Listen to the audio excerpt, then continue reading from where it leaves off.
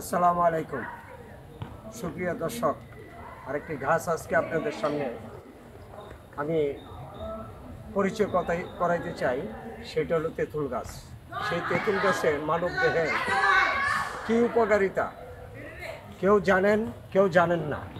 তা আমি বলবো, এই তেঁতুল গাছ একটা বিরাট ঔষধীয় ঘাস।